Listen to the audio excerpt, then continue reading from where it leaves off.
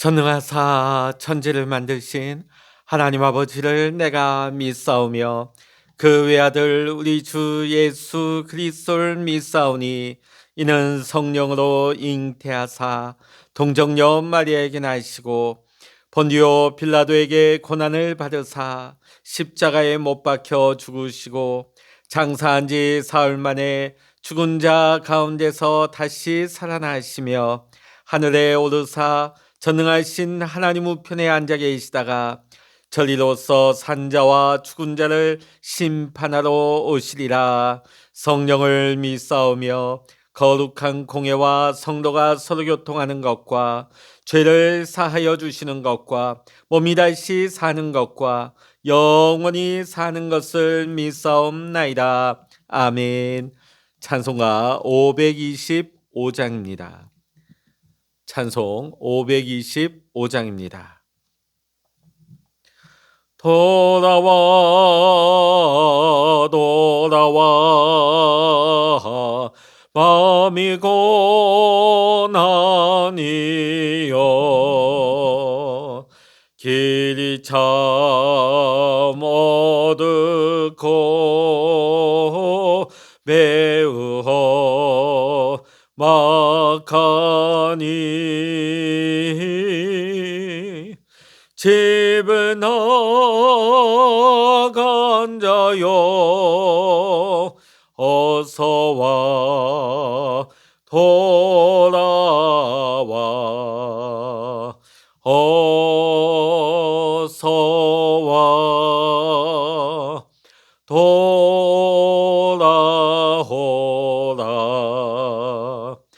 돌아와 돌아와 해가 질 때까지 기다리고 계신 우리 아버지께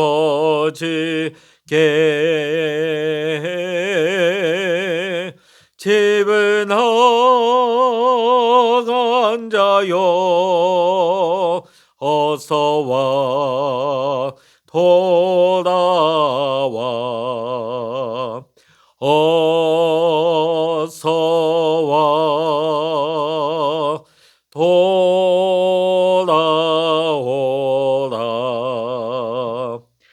돌아와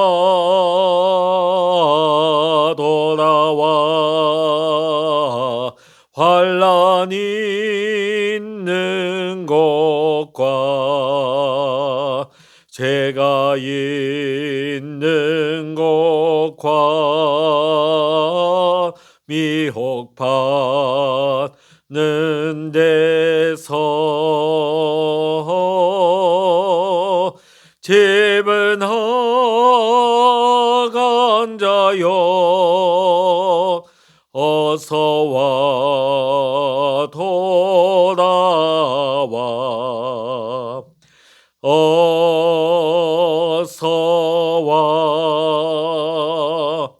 돌아오라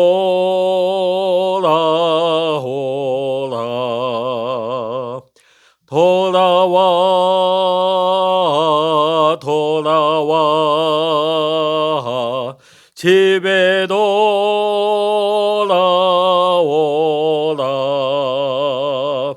모든 것 풍성한 아버지 집으로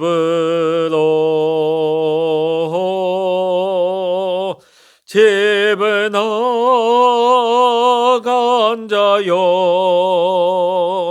어서와 돌아와 어서와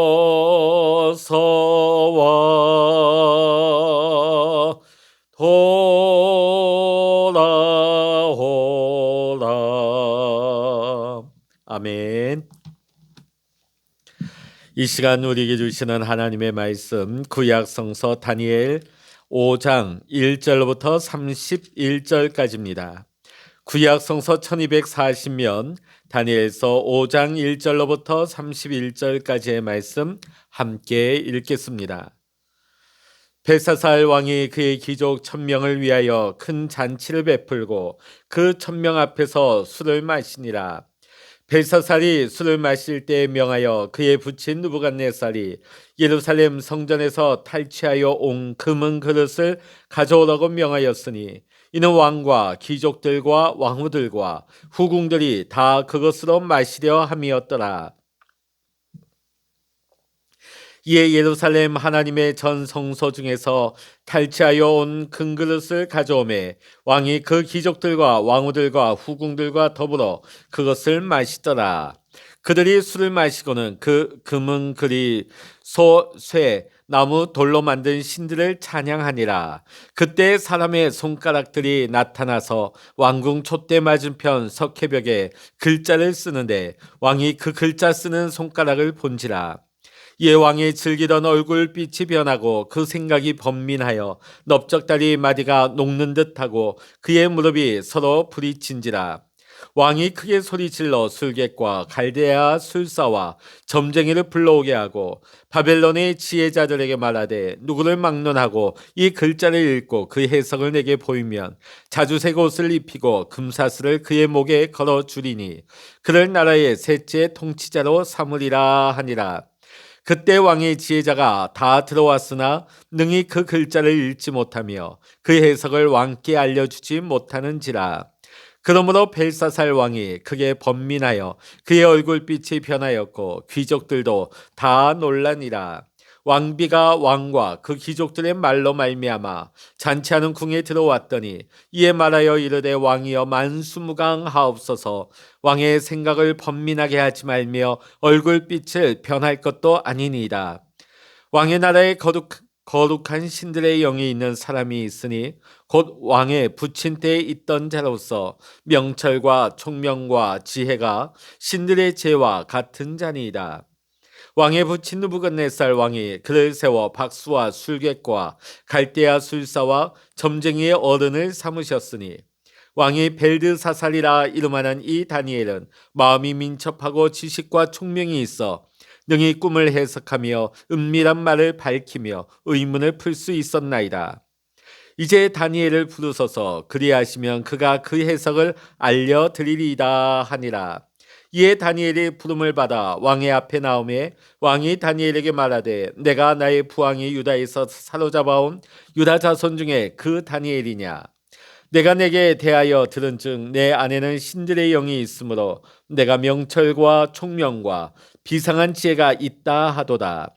지금 여러 지혜자의 술객을 내 앞에 불러다가 그들에게 이 글을 읽고 그 해석을 내게 알게 하라 하였으나 그들이 다 그 해석을 내게 보이지 못하였느니라.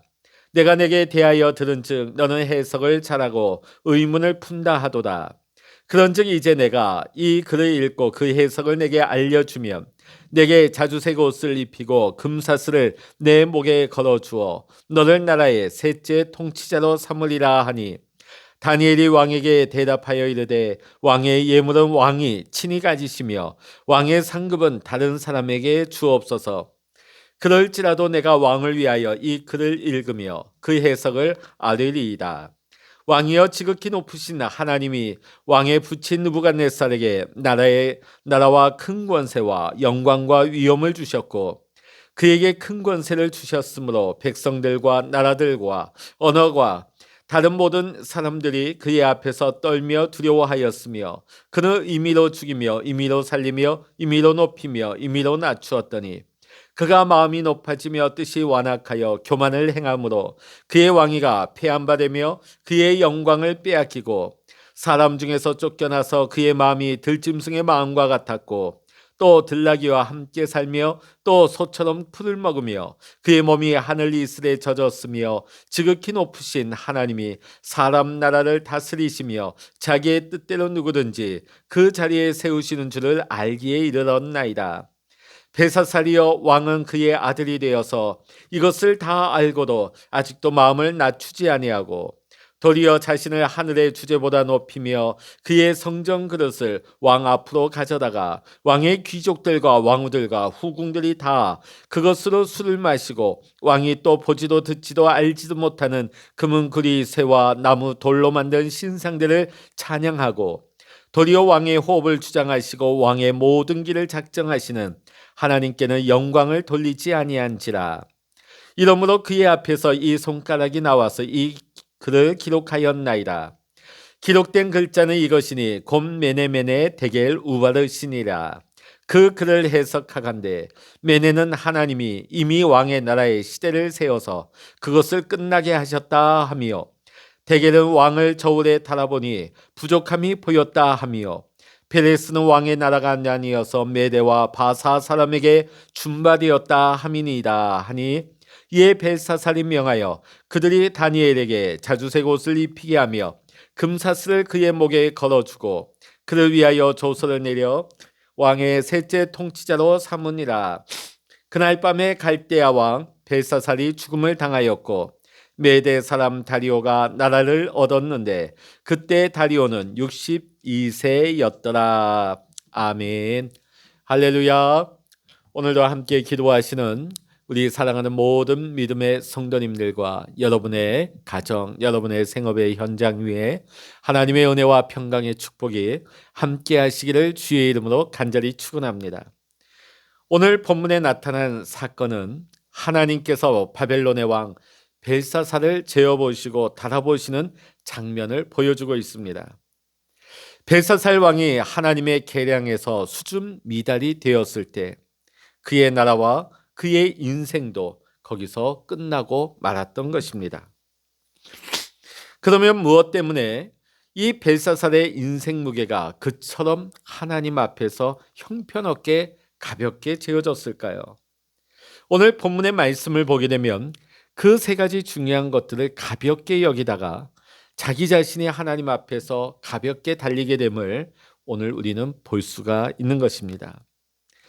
첫 번째는 오늘 벨사살이 무엇을 가볍게 여겼느냐? 교회를 업신여기는 자를 하나님께서도 하찮은 사람으로 달아놓고 계신다는 것입니다. 오늘 벨사살 왕이 귀인 1,000명을 위하여 큰 잔치를 배설하고 그 1,000명을 위하여서 술을 마시게 되어집니다. 자, 그런데 술을 마실 때에 명령을 내립니다. 그에 붙인 느부갓네살이 예루살렘 성전에서 가지고 온 금은 기명을 다 가져오게 합니다. 그리고 그 금은 기명을 가져다가 거기에다 술을 부어 마시게 하죠. 왕궁에 얼마나 좋은 술잔이 많았겠습니까? 그럼에도 불구하고 예루살렘 성전에서 약탈해온 그 금은 기명을 그 술잔치에 가져오도록 명하고 그것을 술잔 삼아 술을 마시기 시작합니다. 원래 이 금은 기명은 어디에 쓰이는 것입니까? 하나님의 성전에서 성스러운 목적에 구별되어 쓰이던 기명들입니다. 자, 그런데 이처럼 난잡한 술자리에 술잔으로 사용한다는 것은 아무리 당시에 이방 나라에 미신적인 사고를 가지고 있다 할지라도 함부로 타국 나라의 신들을 함부로 하지 않았습니다. 자, 그런데 오늘 여기 보면 그 성전의 기명들을 더럽히고 있는 모습이 나오고 있죠. 오늘 우리는 이 모습을 통해서 벨사살이 예루살렘 성전 자체를 모독하고 있는 것을 보게 되어집니다. 그것은 성전의 주인 되시고 주인 되시는 여호와 하나님을 깔보고 얕보는 행위임을 우리는 알게 되는 것이죠. 이러한 벨사살이 하나님을 안중에 두었을까요? 그에 붙인 느부갓네살은 우리가 1장부터 4장까지 말씀을 보면 하나님을 인정하고 하나님을 고백하고 하나님을 찬양하는 부분이 계속 나오고 있습니다. 자, 그런데 오늘 벨사살은 어땠을까? 그의 아들 벨사살은 하나님을 어떻게 생각하고 있었을까? 그가 그의 부친 느부갓네살처럼 하나님을 인식하고 하나님을 고백하고 하나님을 찬양하였더라면 감히 이런 일을 벌렸을까요? 오늘 우리는 이 모습을 보면서 얼마나 벨사살이 하나님을 안중에도 두지 않았는가를 우리는 알 수가 있는 것입니다. 벨사살이 하나님을 너무나 가볍게 여겼을 때 하나님 역시 벨사살의 인생을 지극히 가볍게 달아놓고 계실 수밖에 없었던 것입니다. 사실 우리 대한민국의 역사를 보게 되면 여러 가지 위기가 환란, 전쟁의 고통을 겪었습니다. 그러나 분명한 것은 그 위기의 순간에, 어려운 고통의 순간에 우리 믿음의 선조들이 교회에서 울부짖으며 나라를 위해서 기도했습니다. 우리 대한민국은 하나님께서 구해 주셨습니다. 하나님께서 보호해 주셨고 환난 가운데서 건져 주셨고 오늘 우리가 이만큼 살 수 있는 것이 하나님의 은혜입니다. 제가 분명히 기억하는 것은 제가 초등학교 때, 중학교 때 부모님을 따라서 서울 삼각산에 올라갔을 때 그곳에서 너무나 인상적인 모습을 보았습니다. 그 심야에 그 삼각산에 바위 밑에, 나무 밑에 마치 이렇게 표현해도 될까요? 마치 청개구리가 오는 것 같아요. 와글와글. 가만 들어보니까 기도 소리예요. 그 기도의 내용이 뭐냐면 나라를 위해서 기도한다는 것입니다. 나라를 하나님 지켜주시고 보호해 주시도록 기도했다는 것입니다. 이런 부르짖는 자들이 새벽에 또 밤늦게 하나님 앞에 기도하는 나라, 기도하는 백성을 왜 하나님께서 무시하겠습니까? 왜 하나님께서 응답하시지 않겠습니까? 하나님께서 그 기도에 응답해 주셔서 하나님께서 이 나라 이 땅을 지켜주시고 보호해 주시고 이 땅을 축복해 주셨습니다. 지난 우리가 일주일 동안 보면 북한이 계속해서 미사일을 쏘고 포를 쏘고 전쟁이 이러다가 일어나는 거 아닌가? 그런 생각을 우리는 하게 되게 되었습니다. 사실 무기로 이 땅을 지키는 거 아닙니다. 또 강대국이 우리나라를 지켜주는 거 아닙니다. 과거에 김일성이나 김정일이 그렇게 전쟁을 준비하고 왜 못 내려왔을까요? 혹자는 이렇게 얘기합니다. 미국이 무서워서 못 내려왔다.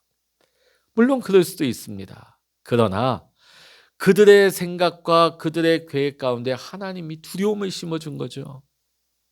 두려움을 심어준 거예요. 하나님께서 지키신 겁니다. 하나님께서 보호하신 겁니다. 하나님께서 이 나라를 세계 가운데 높여주신 것입니다. 근데 요즘 저는 이런 생각이 듭니다. 오늘날 이 나라, 이 땅, 이 백성이 얼마나 하나님을 조롱하고 하나님을 업신여기는가. 수많은 언론에서는 교회를 뒤집고 교회를 비방하며 교회를 조롱하는 여러 가지 매체, 여러 가지 그런 소식들을 만들어내고 있습니다. 이제 우리 기독교인들은 면역이 생긴 것 같아요. 처음에는 충격을 먹고 놀라다가 이제는 그러려니 합니다. 또 그러는구나. 근데 여러분, 그러면 타 종교는 다 깨끗합니까? 타 종교는 문제가 없습니까? 그러지 않죠. 자, 그런데 보면 작년에 생각나실 겁니다. 그 종교 단체에 대해서 한 국회의원이 대선을 과정 속에 어떤 재정적인 문제를 놓고 얘기한 겁니다. 그 국립공원 출입하는데 입장료를 왜 받느냐. 난리가 난 거 여러분 다 아시죠? 난리가 났습니다. 그러니까 함부로 할 수 없어요. 나라에서. 방송에서도 함부로 건들 수가 없는 거예요. 무서워서. 그런데 오늘날 보면 기독교를 얼마나 우습게 여기고 만만하게 여기는지 마치 동네북이 된 것 같아요. 그런데 더 심각한 것은 우리 기독교, 우리 성도들조차 그런 흐름에 편승하는 경우가 많아요. 외부에서 우리를 공격하고 외부에서 우리를 비난하는 거 하나님을 모르는 자들이니까 그럴 수 있지만 오늘 우리조차 하나님을 가벼이 여기고 하나님을 우습게 여기며 하나님의 몸된 교회에 대해서 함부로 얘기하고 주의 종들에 대해서 함부로 비난하는 그런 교회 교인들이 너무나 많다는 것이죠. 오늘 여기 말씀을 보면 하나님께서 그러한 자들을 조금도 쓸모없는 하찮은 인생으로 달고 계신다 하는 것을 우리는 깨달아야 될 줄로 믿습니다.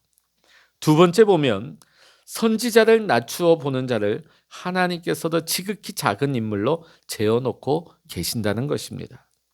오늘 여기 봅니까? 한참 술자리에 흥이 오르고 있던 때에 찬물을 끼얹는 듯한 일이 벌어지게 되어집니다.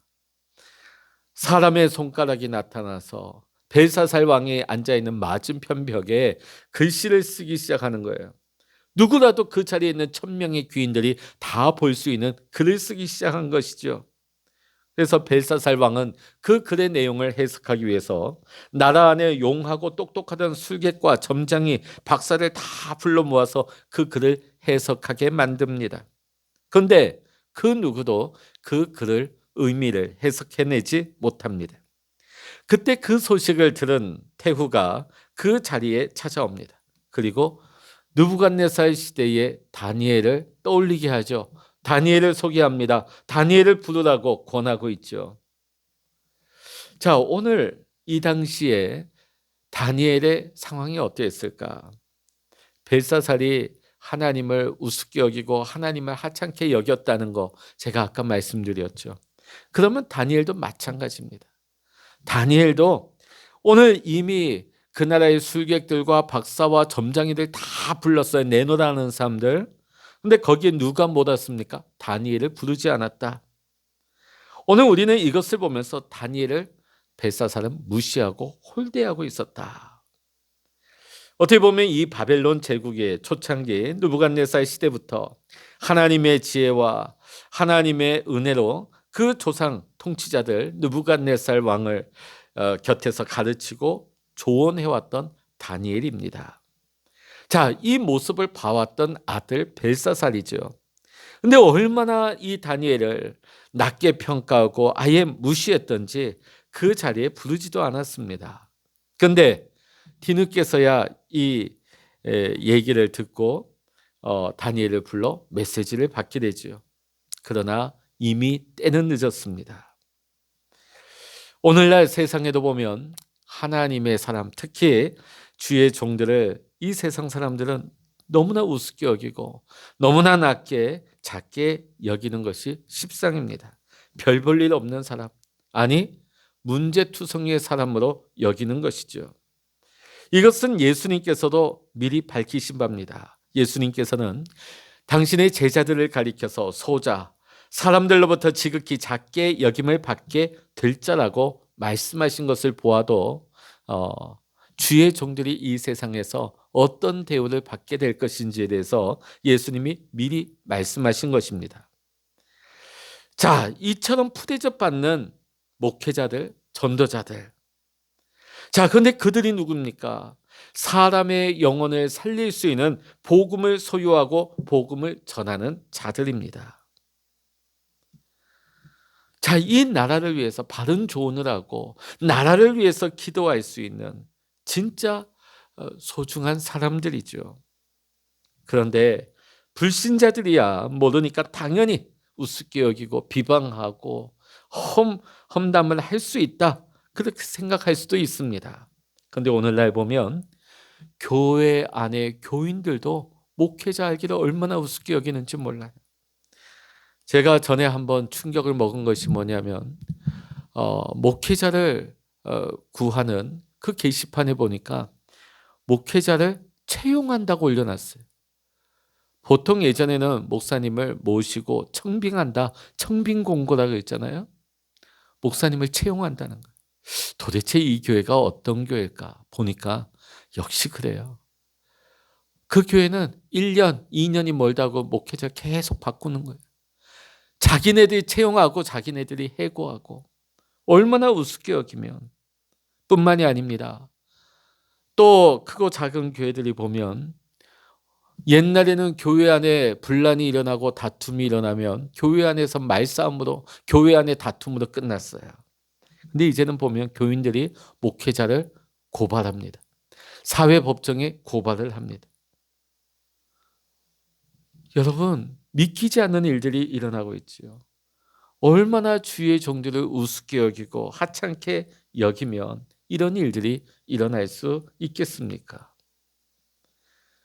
교인들이 목회자를 존중하지 않고 목회자를 하나님이 세우신 사람으로 인정하지 않는데 어떻게 이 사회와 불신자들이 주의 종들을 알아볼 수 있겠습니까? 자, 오늘 하나님이 세우신 주의 종들을 지극히 작은 인물로 함부로 평가하고 함부로 대하게 될 때 오늘 말씀은 우리에게 교훈하고 있습니까? 오늘 벨사살의 이 마지막이 하나님 앞에 지극히 가볍게 여김을 받는 자가 될 수밖에 없다는 것이죠.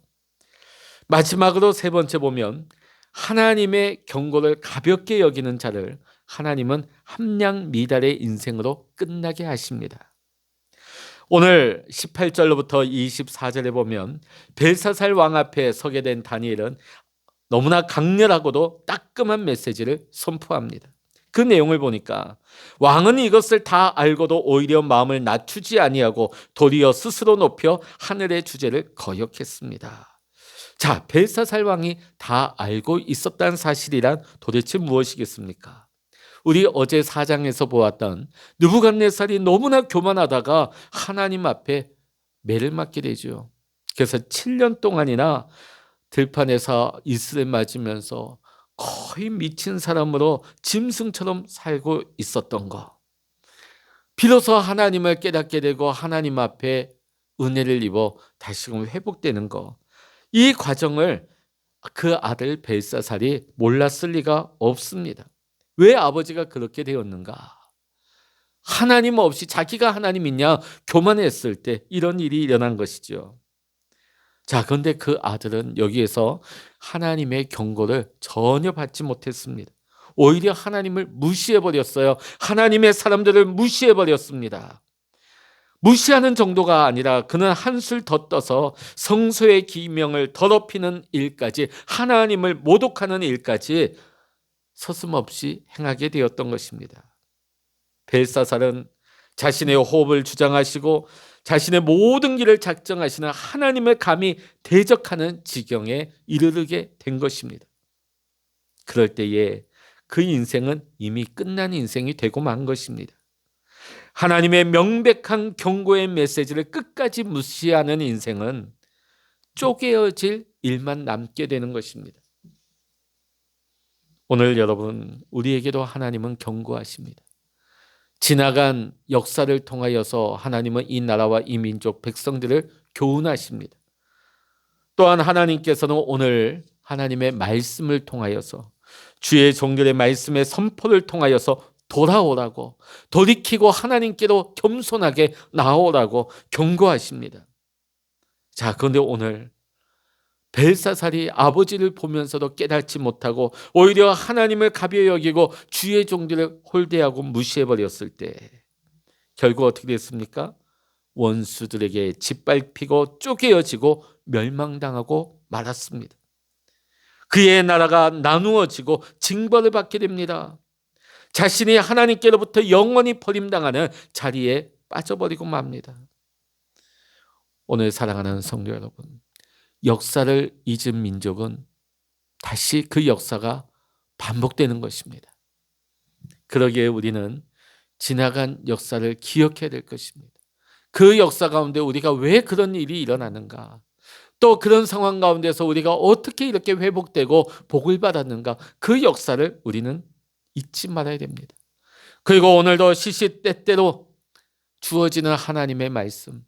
오늘 이 시대는 말씀의 홍수 시대 같아요. 자신이 몸담고 있는 주의 제단뿐만이 아니라 오늘날 보면 TV만 틀다 보면 얼마나 많은 기독교 채널에서 세계적인 주의 종들로부터 해서 각 지역의 많은 주의 종들이 말씀을 전하고 있습니까? 말씀의 홍수 시대 같아요. 그런데 중요한 것은 그 말씀을 듣지 않고 그 말씀의 교훈, 그 말씀의 경고를 새기지 아니하고 기억하지 아니하며 그 말씀을 받지 아니하면 오히려 우리는 쪼개어지고 만다는 것입니다.